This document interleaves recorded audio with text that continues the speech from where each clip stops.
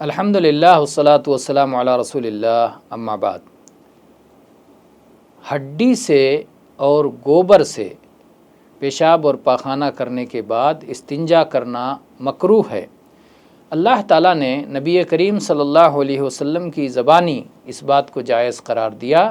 کہ پانی کے علاوہ پتھر مٹی وغیرہ سے بھی صفائی کر لی جائے اور ایسی اسے پاک مانا جائے گا، لیکن ساتھ میں ان دو چیزوں سے روک دیا گیا کہ ہڈی سے استنجا نہ کیا جائے اور لید اور گوبر سے استنجا نہ کیا جائے۔ ظاہر ہے کہ اس میں یا تو یہ عبادت ہے کہ اس سے منع کیا گیا، اور یا اس میں ان دونوں چیزوں میں پاکی ان دونوں سے نہیں حاصل ہو سکتی ہے، ایسی کوئی ان کے اندر خرابی ہے۔ تو بعض چیزیں آپ غور کریں تو معلوم بھی ہوگا کہ اگر ہڈی سے اگر کوئی شخص استنجا کرتا ہے تو ہڈی کبھی کبھار وہ نقصان دہ ثابت ہو سکتی ہے،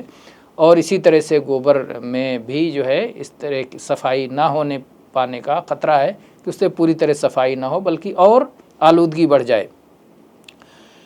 بہرحال اس سلسلے میں عبداللہ ابن مسعود رضی اللہ عنہ کی حدیث ہے کہ نبی کریم صلی اللہ علیہ وسلم قضائے حاجت کے لیے گئے اور آپ نے مجھ سے کہا کہ 3 پتھر لے آؤ، تو مجھے 2 ہی پتھر ملے، تیسرا میں نے تلاش کیا تو نہیں پا سکا، تو میں اس کے بدلے لید لے آیا، گوبر لے آیا۔ تو اللہ کے نبی صلی اللہ علیہ وسلم نے 2 پتھر لے لیے اور اس گوبر کو یا لید کو آپ نے پھینک دیا اور کہا کہ یہ جو ہے استعمال کے لائق نہیں ہے، ہذہ رکس، یہ ناپاک ہے، نجس ہے، یا یہ کہ یہ قابل استعمال نہیں ہے۔ اسی طرح سے جو ہے ایک حدیث ابو ہریرہ رضی اللہ عنہ سے ہے کہ اللہ کے نبی صلی اللہ علیہ وسلم نے کہا کہ قضائے حاجت کے بعد استنجا کرنے کے لیے مٹی لے آؤ یا پتھر لے آؤ، اور آپ نے کہا کہ ولا تأتنی بعظم ولا روثہ، ہڈی اور گوبر یا لید نہیں لے کے آنا۔ کہتے ہیں